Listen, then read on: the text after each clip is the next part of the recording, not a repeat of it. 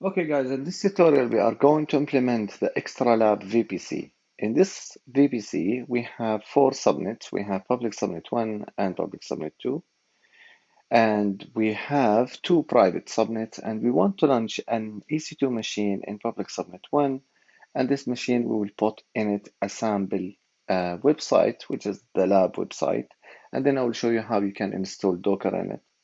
Now, as you can see, also we have a NAT gateway, and that NAT gateway will allow our virtual machine in the private subnets to connect to the internet, install software, and so on. So to do this lab, we will go to the AWS Academy, and we want to start the Learner Lab. So feel free to log in to the student access that you have, and then we will select the AWS Learner Lab. Then we go to modules, then we go to the learner lab, and we will start the lab.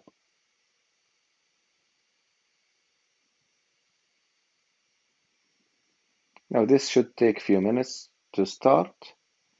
Now in this lab, as I told you, we are going to see how we can create the lab, whether you want to basically connect to your machine from the terminal or from PuTTY, similar to what we learned today, or you would like, for example, to use the terminal that you have already in the lab. Now the lab is ready for us to start. So the first thing we want to do is to go to the VPC. Now in the VPC, we would like to do first is to create an elastic IP address, because that elastic IP address will be given to the NAT gateway. So we click on elastic IP and then we allocate it. Then we need to go back to the VPC dashboard and we will select the launch VPC wizard. Now we select the VPC and with public and private subnet. And now we will call this, just for today, Docker Lab, just to distinguish this from the previous VPCs we created during Extra Lab 1 and 2. We call this public subnet 1, and now make sure you have assigned the availability zone 1A for public subnet 1 and private subnet 1 as well. Now we can verify the IP address that we have in the lab sheet to be the default one, which are 10.0.0.0/24, which has like 251 IP address available to be given to a virtual machine. In the private subnet one, we have as well 10.0.1.0/24, and this will be given to the private subnet one in the availability zone 1A. Now change the name to private subnet 1 and select the elastic IP address and then click on create VPC.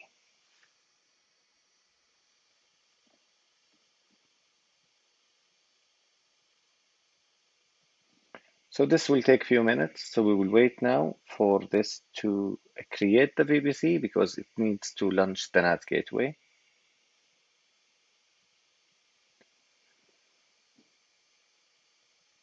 And we need to wait until we can see that the VPC is created. Now the VPC is successfully created, so we can see now we have a VPC with the name Docker Lab, and we have a subnets. As I told you before, you can sort the VPC name by, and this will give you the ID of the VPC and the name tag that you add in the previous step. We can see now we have a private subnet 1 and public subnet 1. We need to add more subnets. So we select the Docker Lab VPC and we put the subnet name public subnet 2. And this should be in the availability zone 1B. And then we need to give the IP address according to the lab sheet, which is 10.0.2.0/24.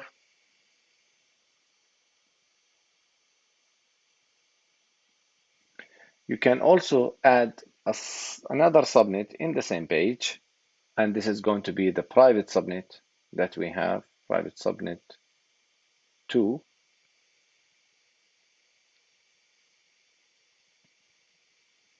And this will be in identity zone 1B, and this will be 10.0.3. Let me go back to the lab sheet and verify, and then create.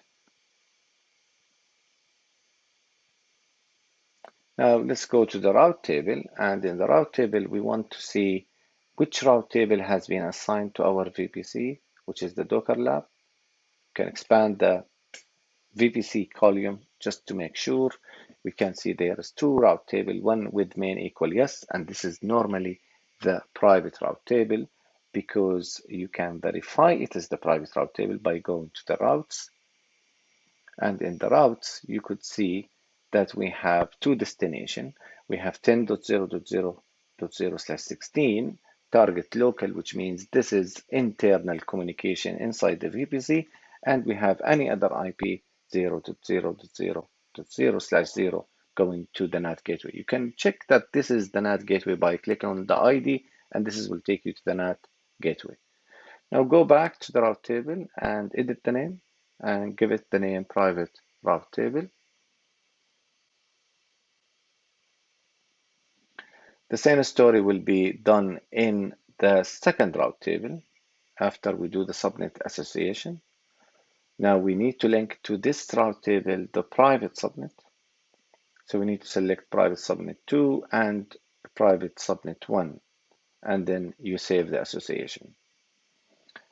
Now, in each step, you can verify what you have done. So if you click here in the two subnets to check which subnets basically you link to this route table, you could see that I made a mistake, which is public subnet 1 and private subnet 2, which is not right. You can go back and edit the subnet association, which is this is show you how you can keep check each step that you are doing the right thing, and you don't, and this is will enable you to avoid any mistakes. Because sometimes when you do those labs, you want to finish them and you basically go very quickly and clicking on those association and maybe you won't recognize the name. Now we go to the route table, the second one, which is with main equal no, and we can see it has two targets and one of them is pointing to the IGW. So if you click on the IGW, you could see that this is taking you to the internet gateway. So this is like the internet gateway ID that is associated with this subnet. Now we can now edit the name, and this name is going to be public route table, and save. Now we need to do the subnet association, and obviously we need to link two public subnet 1 and 2 with this route table. We finished the creation of our VPC based on the lab. Now it's time to go to the EC2 and launch the web server in this subnet. And as you can see, there is a space also for the private subnet 2 to be used later in the advanced lab. We are going to put a database, and this is going to be in 2 weeks' time.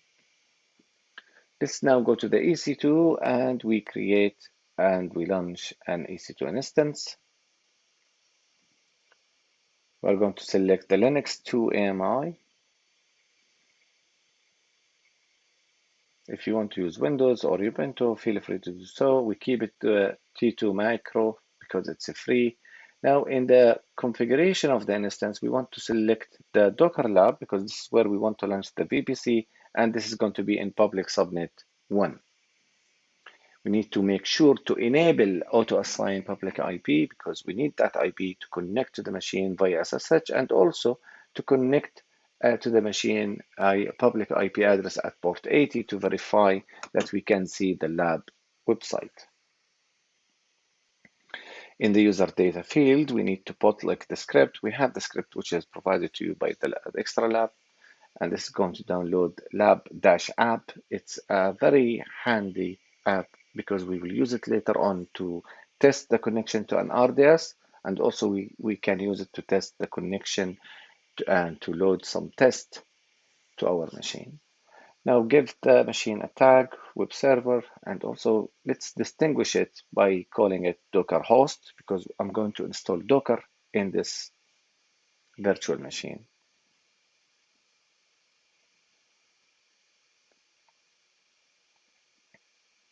So this is going to be web and Docker security group, and this is to allow the access to web site and to the Docker engine. Now we need to add a few rules here. We need to add the HTTP rule. And also I would like to keep the SSH connection because I'm going to connect to this machine to install Docker. Also, I would like to add a custom TCP rule. There is so many other rules you can test and add them, but our need is to add a custom TCP rule because I'm going to run another Docker lab at port 8080. Launch the instance and we will use the Vocarium key. And as you know that this Vocarium key, we will be using it later on to SSH to the machine. Now, normally you get this Vocarium key and you download it to your computer from the AWS details in the lab. And this is you whether to download the PPK file or the PIM file. Or I'm going to show you today how you can use this lab window with the terminal provided in the lab to connect to the machine. As you can see in this lab, you can have the AWS details, the README file as well. Sometimes the terminal is not obvious or it's not rendered. So all you need to do is to refresh the page of the instance.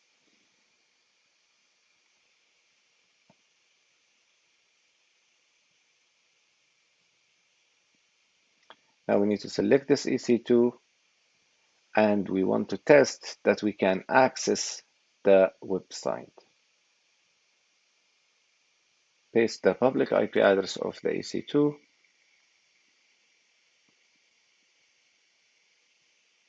And you can see now we have access to the website. As I said, this lab app is very useful. Later on, we are going to use it for RDS connection and for loading some sample tests just to test the CPU to generate some load over the CPU. Now we will need to go back to our lab sheet and we would like to see if we can connect via SSH to this EC2. Normally, when you select the EC2 and you go to the connect button, this will give you an instruction, including EC2 instance, session manager, or SSH client. Now, SSH client, what we are going to use mostly in the lab, whether you have Windows or a MacBook laptop, the steps are different. But normally these steps are very easy from Mac terminal or from the lab sheet as I'm going to show you today. So in the lab terminal, you need to connect to the machine using the PIM file of the lab user. This lab terminal has the lab user stored already with the right permission in the folder .ssh in your home directory inside the lab terminal.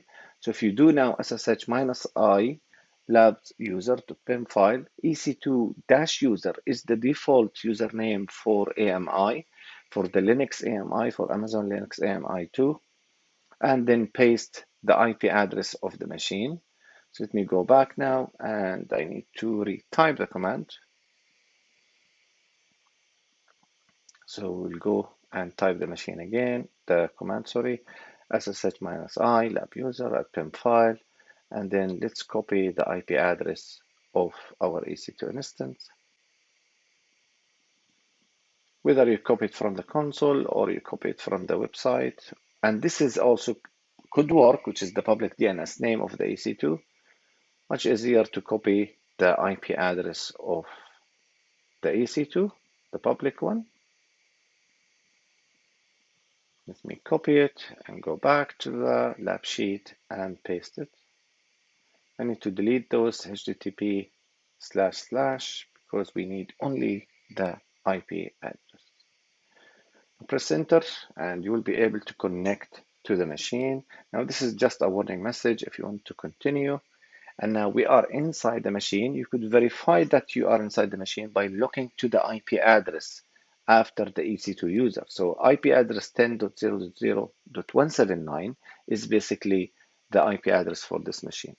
We want to install Docker. If you go to the Docker tutorial, the link I shared with you, there is so many steps for each operating system, but I'm going to show you an easy way to install Docker using the documentation of AWS. 2 commands and you will be able to have Docker installed in your virtual machine. So go to this URL, which is an AWS documentation about Docker basics for Amazon Elastic Container Service. And these commands going to use sudo yum. Yum is a package manager. And basically you need to put 2 commands there, sudo yum install Docker. You could do also yum update before and install the Linux extra before, but I'm just going to use the command sudo yum install Docker straight away. This will download Docker into your machine. You need to click yes here to enable extra space. And this will finish like in a few minutes. Normally in the Docker desktop, if you download it to your laptop, you can use the dashboard, which is like GUI, to interact with Docker, but I prefer to use the command line because most of the advanced commands of Docker are done via the terminal. So try to teach yourself how to use the terminal and to teach yourself about Docker commands. They are very useful, guys. Now Docker is installed. If you go back to the documentation, we need to enable the service. So we need to start the Docker service first after we install the Docker itself.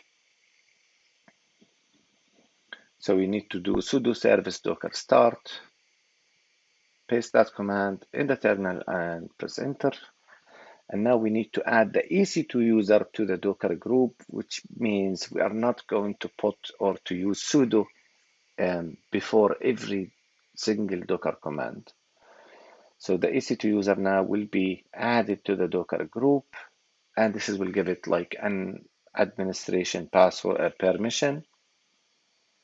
So copy this command now, and we will go and paste it in the lab terminal. Press enter.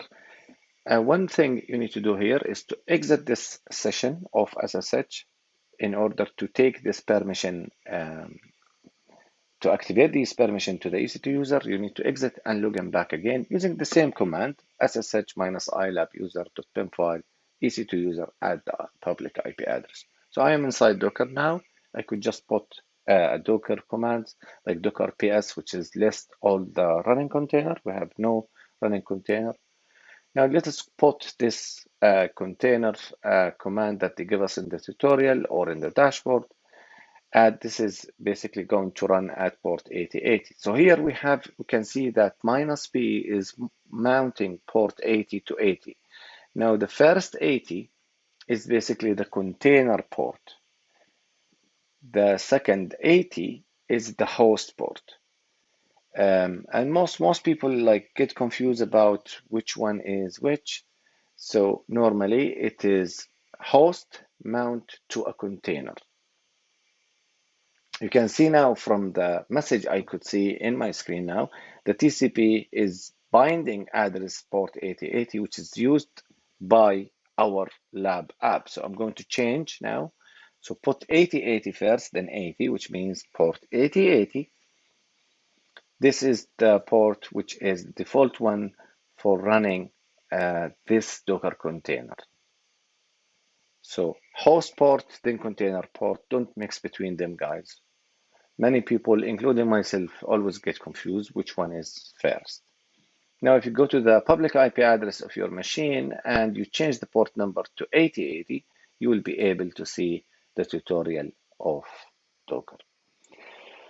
Now, let's say you want to install another software like WordPress. You could find an easy Docker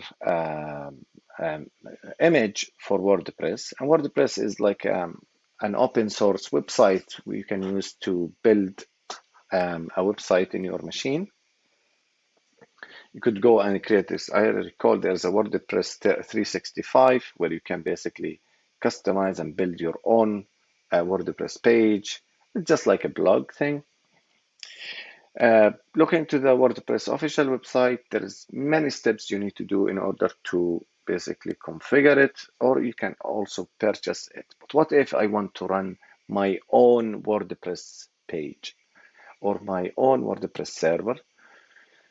Things are very easy with Docker. As I said in the classes, they are the concepts of continuous integration, and it's replaced by continuous deployment. So if you go to Docker Hub, you will find millions and thousands of Docker images that you can use straight away.